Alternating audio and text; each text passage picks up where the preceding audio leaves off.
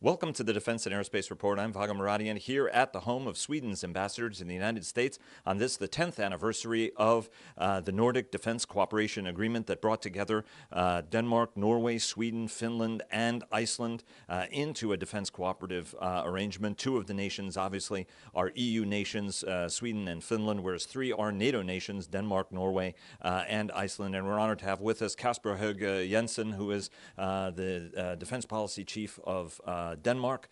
We had a chance to see each other in Copenhagen last year, which was a great trip. Anybody who hasn't been to Copenhagen, you have to put it on your travel list of places to go. Great event at the Atlantic Council today, where all the policy directors from all the countries, as well as Major General Claesen was there, who's the chairman of the military committee. Let's first start with defense spending.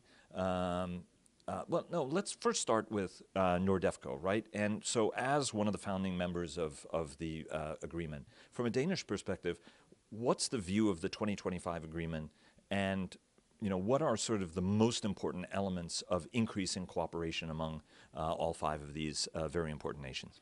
Well, there are many. What we have been pushing for from the Danish side is actually to strengthen the Nordic-US cooperation. I think it's important.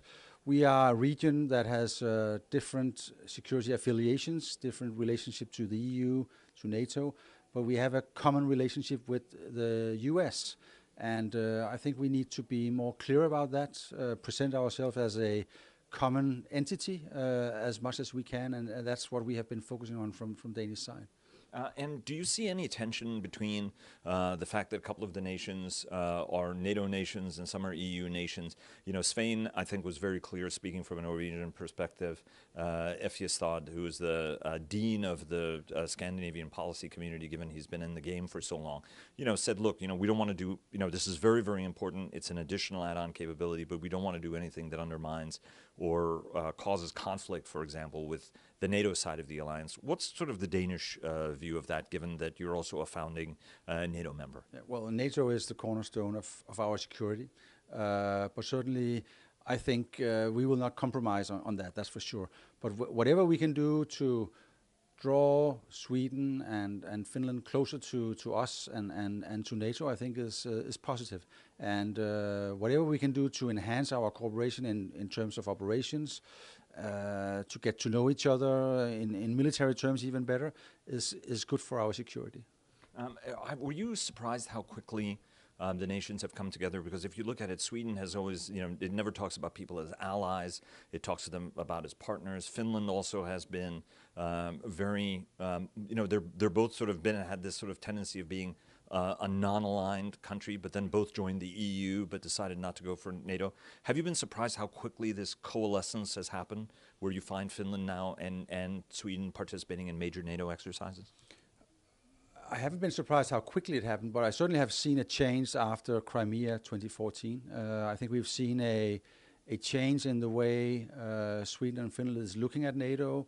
I think we've seen a change in the way that they want to cooperate with in the Nordefco framework, and I welcome that. Yeah. Let me take you to the question of defense spending. Obviously, that's a big issue here in Washington about how much our allies are spending. It's a conversation that existed since the birth of the alliance. I think that Harry Truman was talking about NATO burden sharing and contributions of everybody. We heard the Obama administration pushing NATO to do more. Certainly, the Newport summit happened after Crimea, and that's when the 2% goal was instituted by 2024. Denmark is a small country, 5.5 million people. You guys did a big lift to try to get it to a 1.4% GDP target. I remember when you guys brought that to Washington. Washington reminded you were only 0.6 short. But then you guys had another big push that you did to try to increase that number. How long will it take? First, how was this latest increase received by Washington? And how much longer before you get to that 2% goal, Kasper? Well, I mean, the latest push was actually well received. We had a NATO ministerial here in February, and we got very, positive reaction from Shanahan and from key allies. So I think there's a recognition that we opened even just after 1 year where we have made one agreement, we open it once again.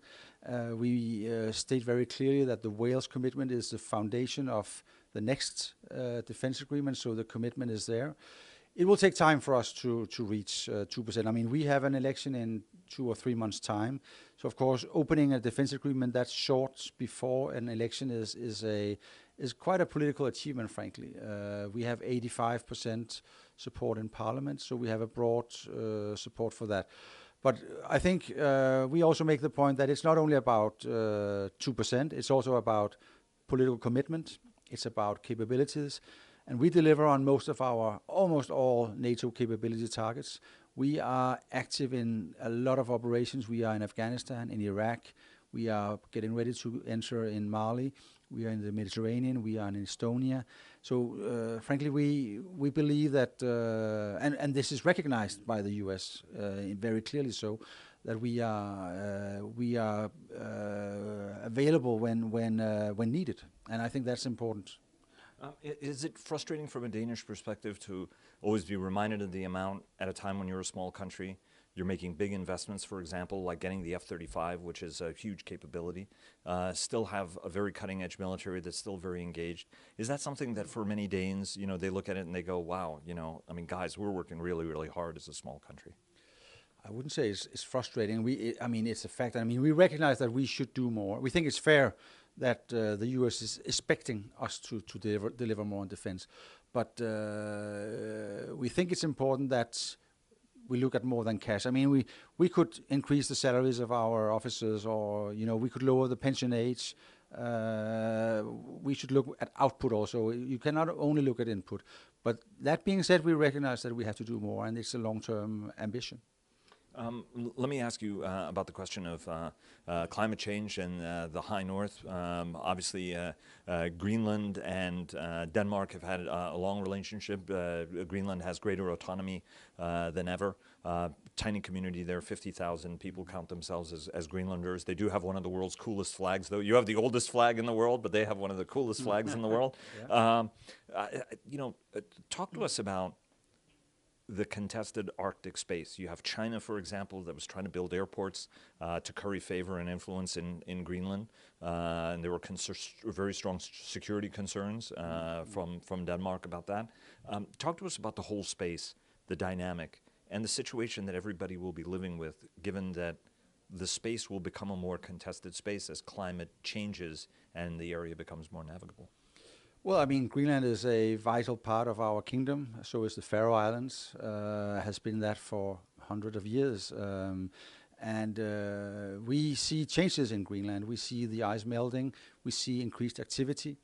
We see increased awareness and presence. And we have to be very cautious when dealing with Greenland. It's a very small community, as you say, 55,000 people in an area that's larger than Europe. So we are doing what we can to assist Greenland. So when we see Russia doing military buildup, or when we see China offering investments that can influence, the politics of Greenland, we get, we have to be cautious.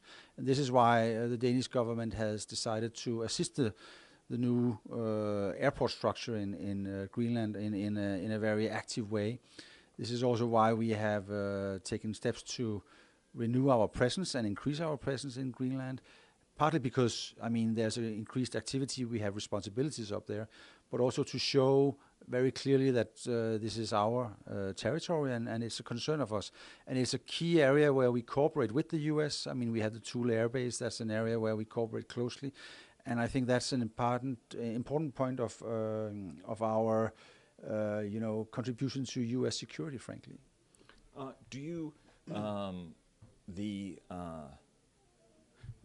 NATO has a renewed focus on the North Atlantic, and from a Danish perspective, that's welcome. Obviously, Norway and a lot of the countries in the High North look at that favorably. How does the new command structure and new focus, from your standpoint, change the dynamic in the region and improve deterrence?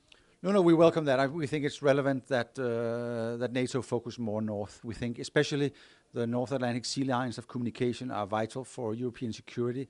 So we are increasing our presence in the new command in Norfolk, and it's a key feature in the new command structure. And I think we will develop the links also between our structures in Greenland and the U.S. structures. So we are increasing our cooperation with the U.S. in the Arctic area. And I should have mentioned, the reason why I was like vapor locking for a second is it's 3 airports, right? So the Chinese deal was we build 3 airports for you, and now from Danish perspective, you guys are now building those 3 airports. Yeah, well, I mean, we're financing them, or helping to finance them. So we don't, I mean, we welcome Chinese investment, we welcome Chinese economic activity in Greenland, but of course we have to be very cautious that this is not tied up on financial conditions that are difficult to deliver on. So we will now have an open tender on these airports, and a Chinese company is welcome to join, and if they are the best they can build, but the financing and the ownership is kept on Danish Greenland hand, and I think that's the important point. Let me ask you one last question, but it's going to be sort of a conjoined China and Russia question. If you look at it, China, there's a big dispute with Washington and a lot of its allies over, for example, 5G. Denmark has acquired Huawei communications equipment and networking equipment, just like a lot of countries did. Germany, for example, has said we're going to keep doing it, despite Washington's concerns over that. More broadly, looking at cyberspace, AI, electronic warfare, disinformation, what are the right ways for the alliance to balance and get right the security equation, given that it's an interconnected universe? If I'm China and I want to compete against Washington or undermine Washington, I'm going to want to do intelligence anywhere I can, even if it's through allied countries. What's the right way to think about this space, the importance of cyber, the importance of 5G, to make sure that all of the alliance countries are getting it right? Well, I mean, intelligence cooperation with the U.S. is key for Danish security. We have a very close cooperation there.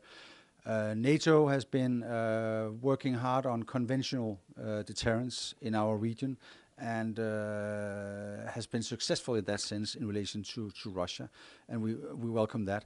I think in the cyber area, it's a tricky area where you have commercial actors and you have government actors. I mean, we don't have law that prohibits special investments, but we can certainly advise key players in the sector. And I think we also need to increase our cooperation on the cyber field as allies and in NATO. Actually, 2 more questions. One, Russia. From the behavior of Russia, if you look at it, the amount of undermining Russia is doing, you have all the conventional military capability that's arrayed against the alliance to threaten it, but you also have a lot of very, very subtle means. As Harlan Ullman of the Atlantic Council and the Naval War College raised, that's actually the biggest threat is the electromagnetic spectrum, cyber operations, disinformation, and which Russia has been extremely active in every single country in Europe. There are traces that the Russians not only affected the political outcomes in the United States, but also of the Brexit election. They tried in France. They're working in Sweden and Finland. Yeah. And you've even seen it in Denmark, for example, in some very, very sophisticated disinformation campaigns. From your perspective, is the alliance doing enough to dissuade and deter Russia on that front? Well, the alliance is trying to get its act together in this front. I mean, it's a difficult field. It's also a field that is a key intelligence area, and the alliance is not, a key intelligence player. A lot of the intelligence cooperation is taking place in small circles, in bilateral relationships, and I think that's just how the nature of intelligence is. We have elections in Denmark in 2 or 3 months' time, and we have taken very clear steps to deter against influence campaign. And how do you do that? You do this by awareness. You educate your public, you educate your parliament, your politicians. You make sure that cyber protection and cyber security is up to date, and you make sure that your intelligence service is focused on the threat and try and do as much as it can to get early warning. So this is what we're doing. And let me ask you one last question. Even though there are no U.S. forces that are based in Denmark, how does the administration's new cost plus 50% proposal that NATO nations must pay not only the cost of hosting American troops, but then 50% additional for that. Is there a concern that this could undermine cohesion in the alliance and create rifts that, for example, either right or left-wing groups can take advantage of to say, see, we shouldn't be part of an organization like this when, a big and wealthy country like this is putting this kind of pressure on us? I mean, that's been a little bit of the narrative that's been stitched. Do you have a concern that an initiative like that can be something that weakens or undermines the alliance? Well, I think, as I said, we recognize that Europe has to do more on defense. I think it's important to be aware that, of course, the U.S. presence in Europe is also of value to the U.S. itself. So discussing, how do you cost that is very difficult, and I think it's a discussion that you have to be very nuanced about, so that that you don't lose the important link that is taking place with the presence of troops. Kasper Høeg-Jensen, who is the policy director of Denmark's Ministry of Defense. Kasper, it's always a pleasure. Thanks very much. Thank you for taking so much time out of a reception to talk to us. We appreciate it. You're welcome. Thank you. Pleasure.